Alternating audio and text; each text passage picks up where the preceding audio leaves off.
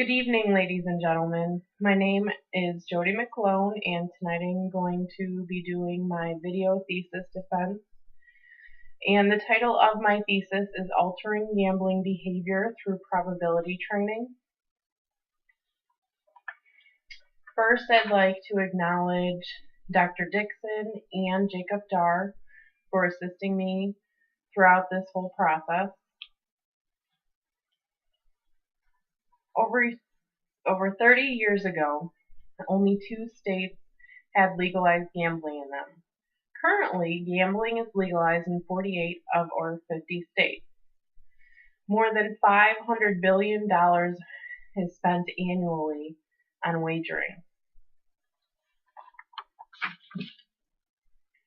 Well, Asmeyer found that the overall Canadians viewed attitudes toward gambling as less serious of a problem than other issues such as drug use, alcohol addiction, smoking, and driving over the speed limit. Some types of gambling include casinos, instant lotteries, dog and horse on-track and off-track betting, internet gambling, live video gambling, raffles, sports betting, and bingo. During a research survey, Wells, Barnes, Tidwell, and Hoffman found that males are more likely to gamble than females. Additionally, as socioeconomic status decreases, the prevalence of problem or pathological gambling rises.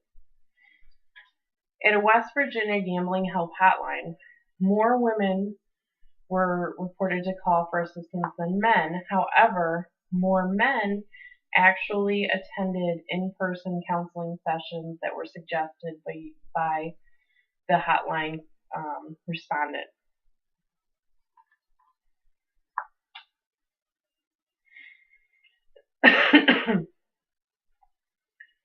Problem pathological gambling does not discriminate, and these disturbing figures encompass every type of demographic group. And it includes college students to the elderly, housewives to professionals, and to prison inmates.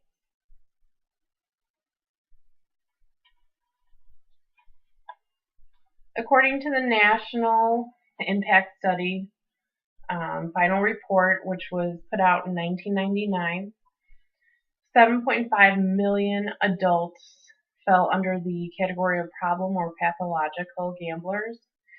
And even more alarming is the number of adolescent problem or pathological gamblers, with numbers up to 7.9 million.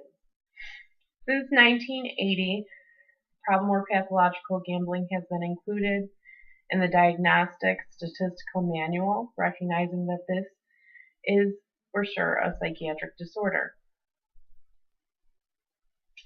Burge, Piasek, and Petrie reported that early onset of pathological or problem gambling often coincided with suicidal ideation, alcohol use, and prior substance abuse treatment. Griffiths found that regular and pathological gamblers were more likely to report negative moods before and after gambling compared to non-regular gamblers. Donati, Chiazzi, and Primi found adolescents who have a parent with gambling problems are 7 times more likely to develop related problems in early adulthood with gambling.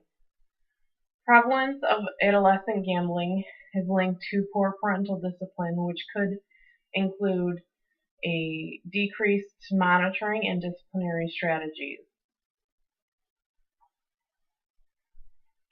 As with most therapies, the patients are in search of quick results to alleviate the stress, harm, and ruin that their behaviors have caused either themselves or their loved ones.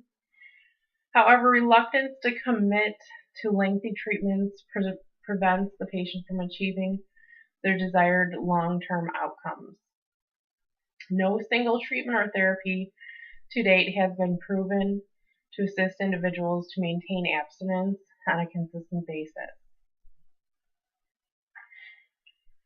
So the evolution of treatments goes as this. In early behaviorism, aversion therapy was applied.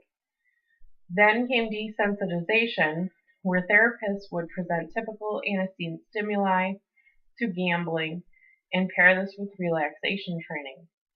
Most recently, there's been therapies such as cognitive behavioral therapy, acceptance and commitment therapy, and the McGill treatment paradigm. More specifically, the cognitive behavioral therapy is the most commonly used therapy for psychiatric conditions, including addiction disorders such as gambling. It's a type of psychotherapy, however, it's unlike the traditional psychotherapy treatments. Patients and counselors actively work together, and they examine the relationships between thoughts, feelings, and behaviors. Acceptance and commitment therapy, known as ACT, does not focus on abstinence. However, the treatment focuses on moving through 6 psychological processes, and they include contacting the present moment, diffusion, acceptance, self as context, values, and committed action. The McGill treatment paradigm, on the other hand, typically is a therapy used for adolescents, and it does focus on abstinence. So the harms related to gambling include, for adolescent problem gamblers, they are more likely to report difficulty in school, truancy, and experiencing financial and or personal problems. With identified adult problem gamblers, there's evidence higher rates of depression, anxiety, substance abuse, marital discord, domestic violence, bankruptcy, criminal offenses, lost productivity, and or suicidality. Looking at the previous research that's been done with gambling, a study by Whiting and Dixon in 2013 examined the effects of mental imagery on the desire to gamble. The control group had imagined gambling on a slot machine 3 times and actually put quarters into a laundry machine 30 times. The experimental group did the opposite, where they imagined gambling on a slot machine 30 times and putting quarters into a laundry machine 3 times. The results found that the experimental group gambled fewer times than the control group when they were set down to actually gamble on a slot machine.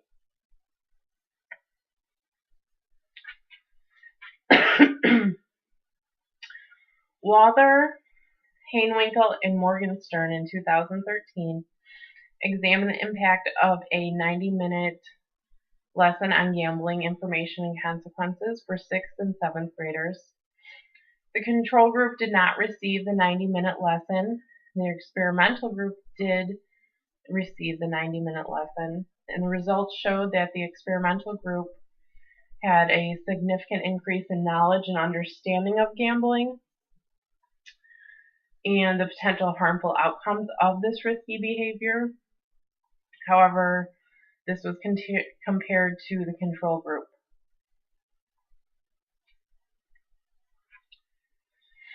Turner, McDonald, Bartoshuk, and Zangani in 2008 examined the effects of an hour-long prevention program with students who were in grades 5 through 12 through a pre- and post-test. In the control group, they did not participate in the prevention program. The experimental group did receive the hour-long prevention program, and the results showed mixed results. The experimental group showed an increase in knowledge of gambling. However, there was no significant change in the participants' gambling involvement, their attitudes towards gambling, reported problematic behavior, or the reported use of healthy coping strategies. Dowling, Smith, and Thomas in 2009 conducted a study aimed specifically at female pathological gamblers. The researchers examined two separate treatments, and so there was an abstinence group where there were individual and group sessions. The second group used CBT, and they also had group and individual sessions.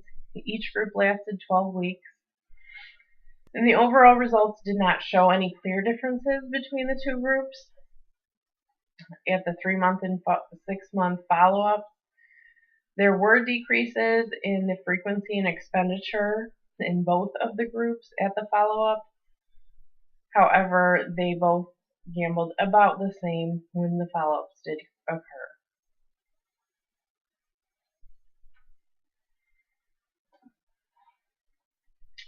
Cognitive biases illustrate mistaken beliefs in the ability to determine the outcome of a rolled dice or the ability to predict a future win.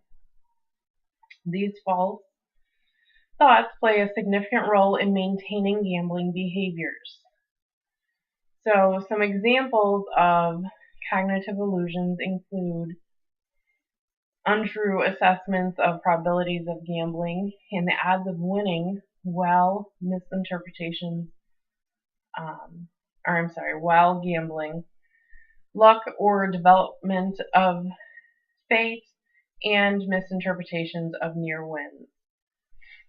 So superstitious behavior is also part of the increase in gambling, particularly in the game of craps or similar gambling table games.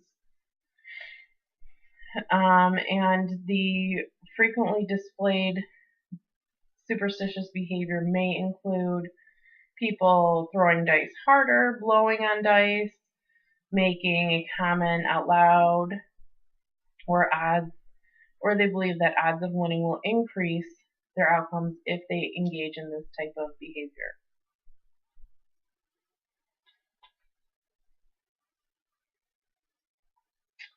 In a study by Lim et al., researchers examined whether the number of times a computerized dice was rolled is linked to the features of specific bets that players choose to play. Additionally, they questioned whether the number of times a dice was rolled is linked to cognitive and motivational beliefs of specific gamblers. And so participants were assessed on their beliefs regarding illusions of control, interpretive biases, gambling expectancies, predictive control, and inability to stop gambling. The overall results of this study have proved that personal beliefs about gambling influence the way people roll the die.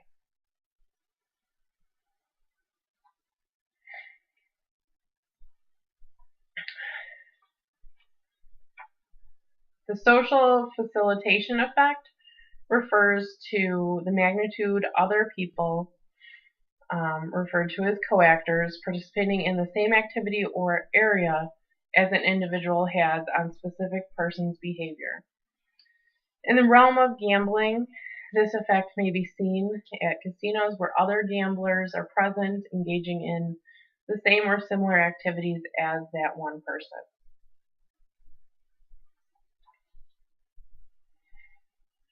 In a study by Rockloff et al., they examined the influence of other gamblers playing alongside each participant and how this may change their gambling behavior displayed.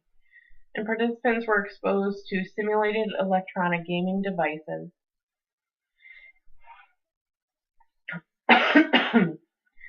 And so a previously recorded video was shown during the trial. The previously recorded video had 5 other participants in the video, and a second video had 25 participants in the video. And these were played during trials where one individual participant played on the electronic gaming device, and they were led to believe that this was live video streaming. The experiment was looking to prove that with larger numbers in a crowd, increased gambling intensity would be emitted.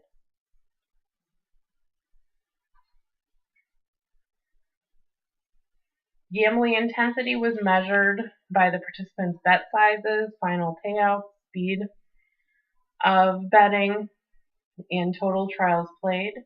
Results showed bet sizes were not increased with the addition of video feeds. Actually, the average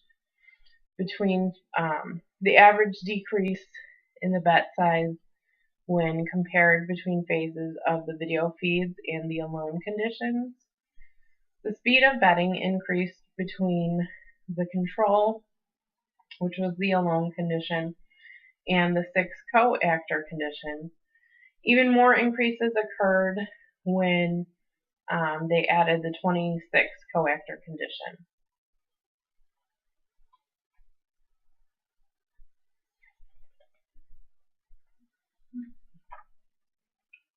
The total trials played increased in the 6 co-actor condition when compared to the alone condition. However, there was no significant increase between the 26 co-actor condition and the 6 actor condition.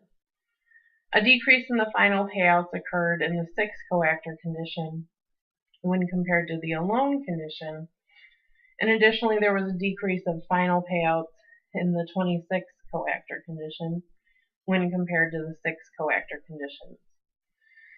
However, researchers reported that this was not a significant difference. Overall results show that only betting speeds and gambling persistence were affected by the addition of co-actor videos.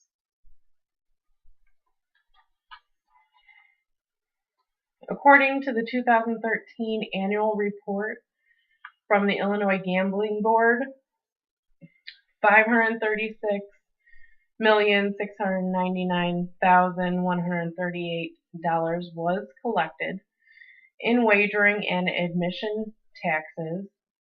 This was a 6.7% decrease from the previous 2012 collections. However, the annual gross revenue of Illinois casinos was over $1 million. Specifically, table games such as craps, blackjack, and others grossed $267,846,398, which comprised only 17.3% of the total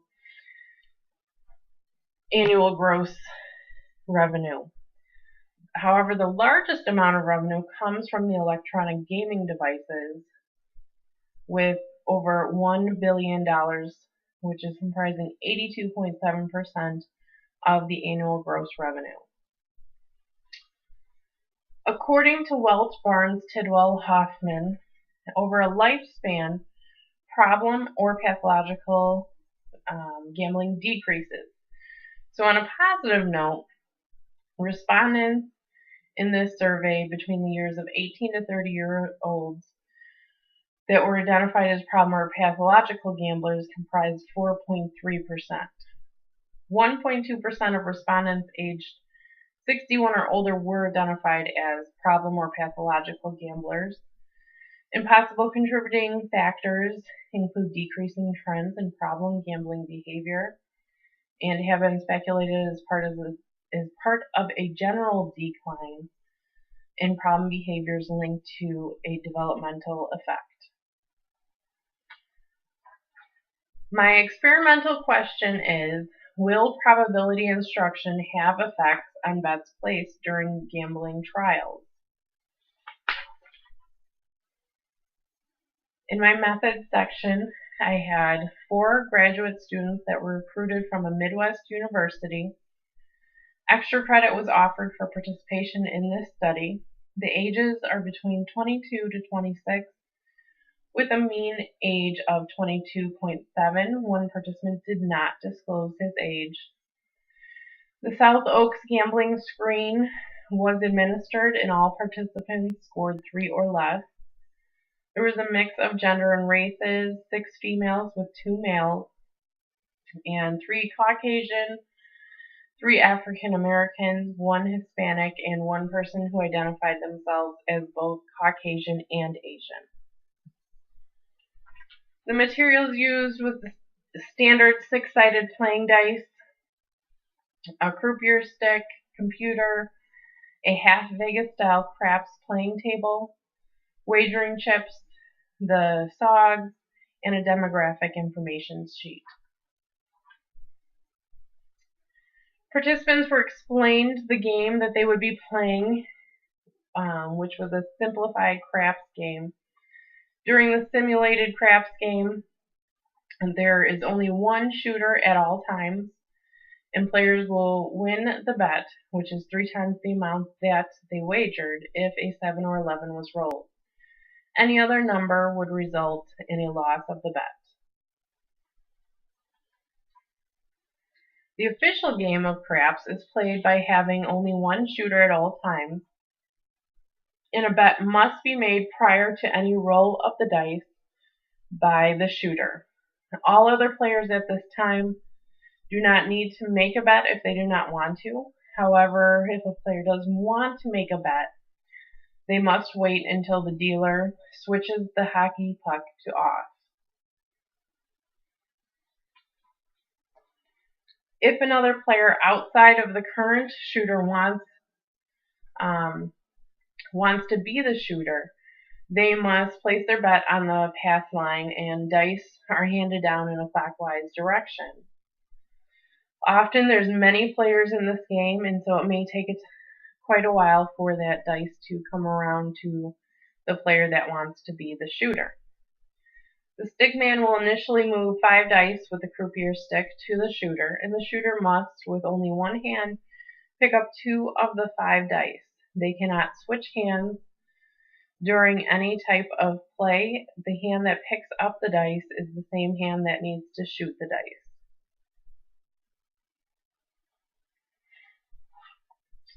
The first roll of the dice in a new game is called the come out roll.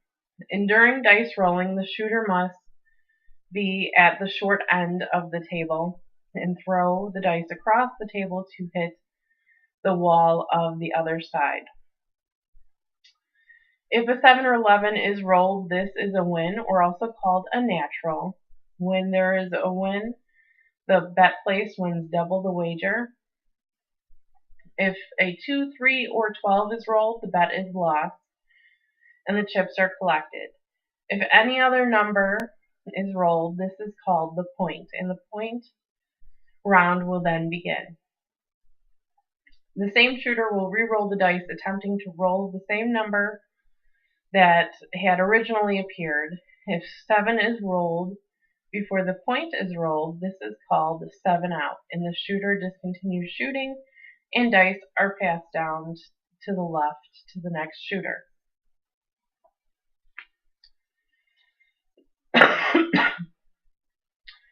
There are additional types of wagers that can be placed during a craps game, and they're called the don't pass line wager, come bet, don't come bet, odds bet, place bet, field bet, proposition bet, and a hardway bet.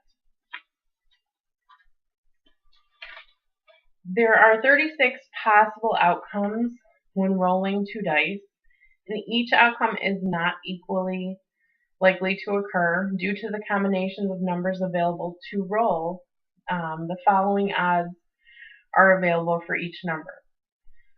7 has a 16.7% chance of being rolled. 6 or 8 has a 13.9% chance of being rolled. 5 or 9 has an 11.1% chance of being rolled. 4 or 10 has 8.3 chance of being rolled. A 3 or 11 has a 5.5 chance of being rolled. And a 2 or 12 has a 2.8% chance of being rolled. During phase 1 of the experiment, this was the training phase. Participants were given 100 chips, and participant played 5 rolls, betting between 0 to 3 chips each trial. At the end of the 5 rolls, their bets were returned to them, And if a participant had not experienced a win during the training, they were shown how much they would have won on the last roll. During phase 2, this was the baseline phase. Participants again started with 100 chips. The research assistant explained that the chips they now have are equal to half of the extra credit they are able to earn. If they were to win more chips, they could earn more extra credit. If they were to lose chips, they would have less extra credit. During this phase, the numbers of trials were varying because of the pairs of participants based on the multiple baseline design.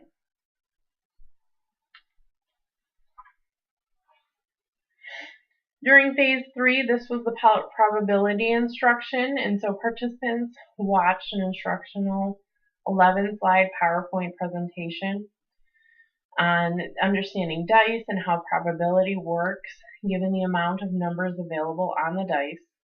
And during the presentation, participants were made aware of the probability of rolling each number 2 through 12, and each possible combination does not yield the same number of chances.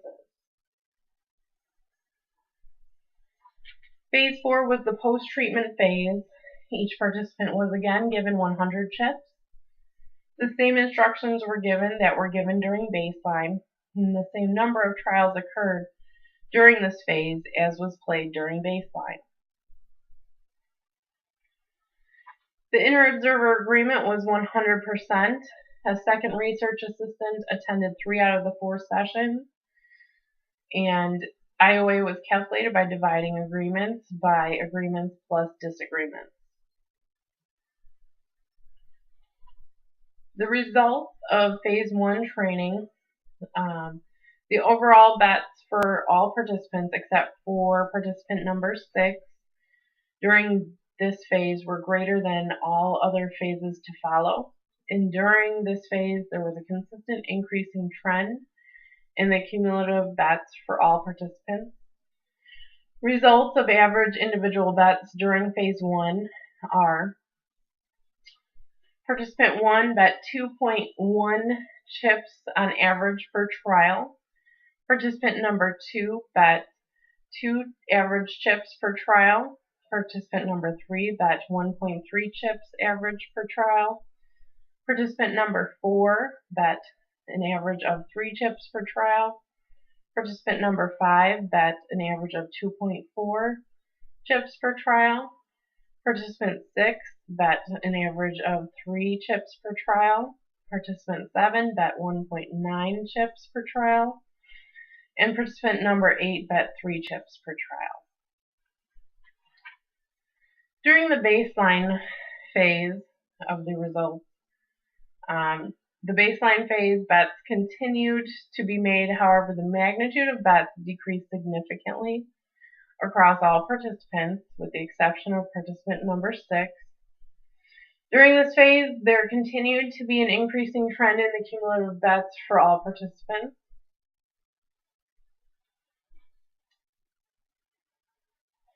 So the results for phase 2, participant 1 bet an average of 0.5 chips per trial, and this was a difference of 1.5 chips from phase 1.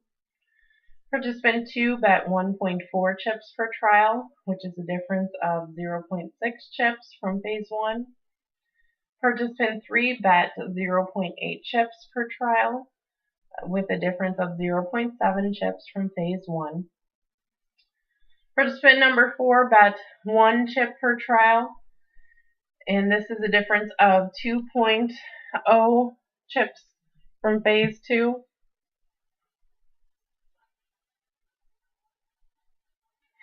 Participant 5 bet 1.7 chips per trial, with a difference of 0.7 chips from phase 1. Participant number 6 bet 3 chips per trial, with no difference from phase 1.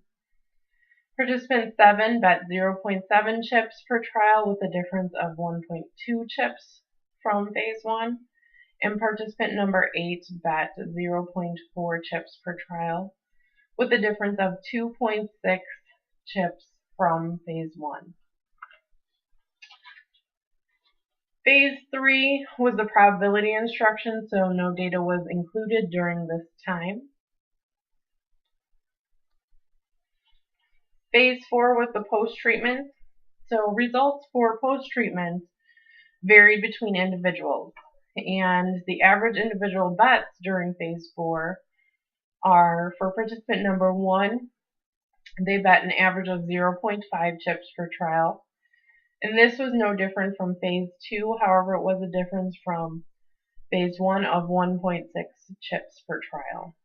Participant number 2 bet 0.8 chips per trial, with a difference of 0.6 chips from Phase 2, and a difference of 1.2 chips from Phase 1. Participant number 3 bet 1.3 chips per trial, with a difference of negative 0.5 chips from Phase 2, so they actually bet more chips in Phase 4 than they did in Phase 2, and a difference of 0.2 chips from Phase 1. Participant number 4 bet an average of 1.1 chips per trial, which is a difference of negative 0.1 chips, and again, this participant did bet more chips during Phase 4 than they did during Phase 2. However, a difference of 1.9 chips from Phase 1. Participant number 5 bet 1.1 chips per trial, an average of 0.6 chips from Phase 2, and a difference of 1.3 chips from Phase 1. Participant 6 bet 3 chips per trial, and there was no difference between any of the phases. Participant number 7 bet an average of 0.4 chips per trial, with a difference of 0.3 chips from Phase 2 and a difference of 1.5 chips from Phase 1. Participant number 8 bet 0 chips per trial, a difference of 0.4 from Phase 2, and a total difference of 3 chips from Phase 1. The calculated overall average chips bet for all participants in Phase 1 is an average of 2.7 chips. The overall average chips bet for the participants in Phase 2 is 1.2 chips per trial. And lastly, the overall average chips bet for participants in Phase 4 is 1 chip per trial. 4 of the 8 participants showed decreasing trends over each of the phases, including decreases from Phase 2 to Phase 4.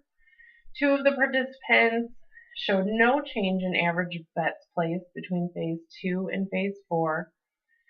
Lastly, 2 participants showed increases in average bets placed between Phase 2 and Phase 4. Phase 3 impacted 50% of participants in this trial.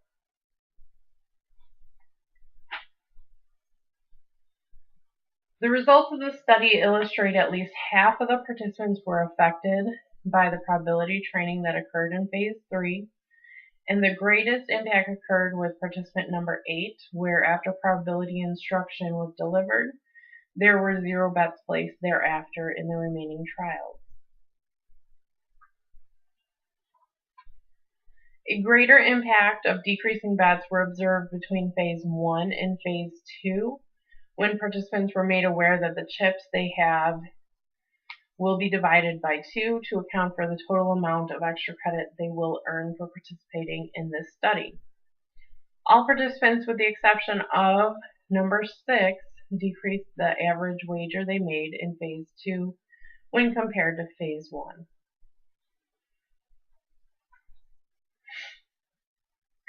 Interestingly enough, 75% of participants who displayed decreasing trends of average bets placed per trial identified themselves as female on the demographic information sheet, with 25% identifying themselves as male. The sex results of these particular participants varied greatly, with reported scores of 1, 0, 3, and 2. A path of exploration for future studies could be to have greater numbers of each gender to see if there are any clear results that may impact males as a group and females as a group.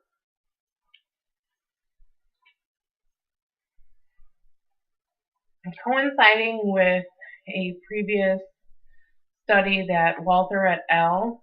Wrote,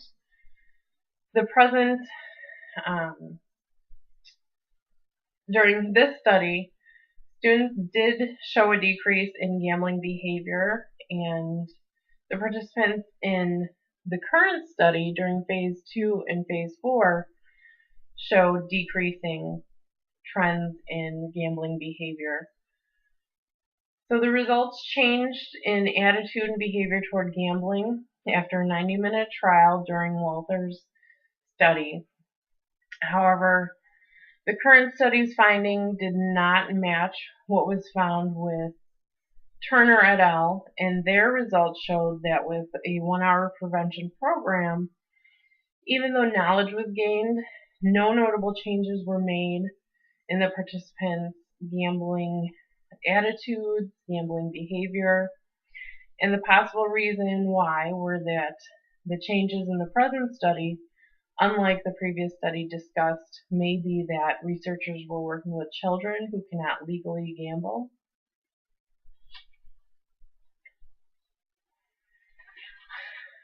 In a previous study mentioned, Rockloff, the researchers examined effects of co-actors on the participants,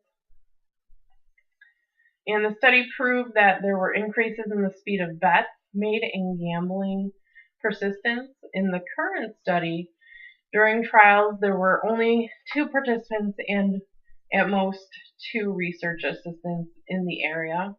This was less than a naturalistic setting, given the number of participants each session.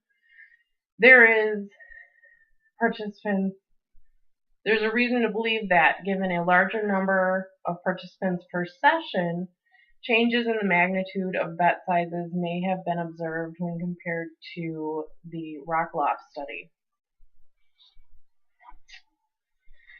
Even though their study was unnaturalistic as well, the increased amount of co-actors on the video feeds added to create a more realistic setting than the current study.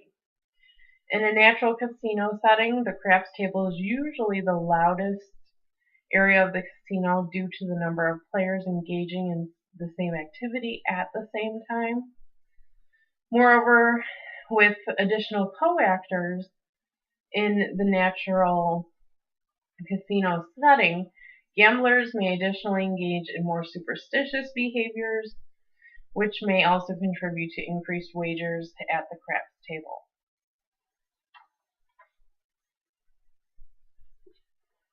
Lim, a previous study done by Lim et al. Examined the cognitive biases, that the cognitive biases of gamblers may possess that would alter the decision making in the gambling setting. The results of the study found that gamblers who reported higher illusions of control were more likely to roll the die than forfeit the buy-in compared to those who reported lesser illusions of control. The overall results of the study proved that personal beliefs about gambling do impact the way people roll the die. In the present study, there was not a measure or survey of participants' cognitive biases toward gambling or their illusions of control, gambling expectancies, or perceptions of near misses. In future studies similar to the current study, it would be interesting to extend the literature to include these types of beliefs in typical falsehood.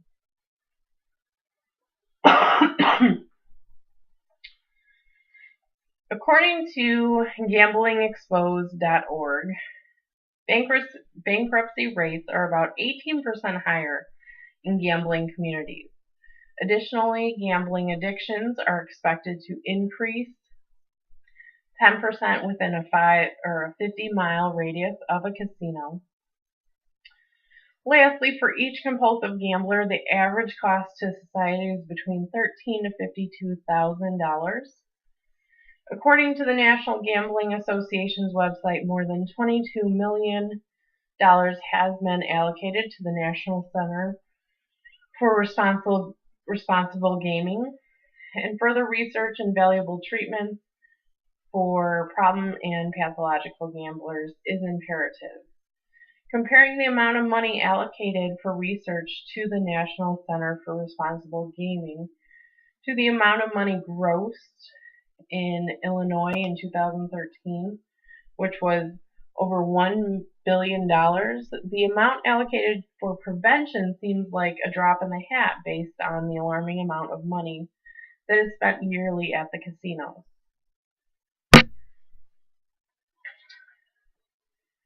The first limitation of the study is the small number of participants.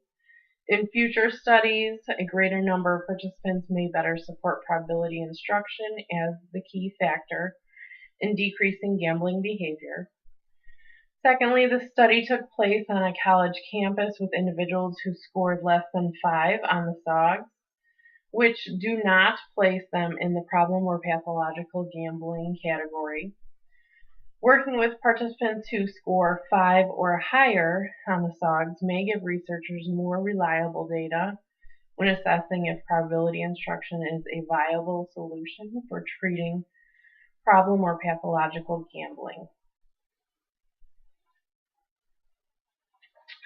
Another limitation of this study found is the game is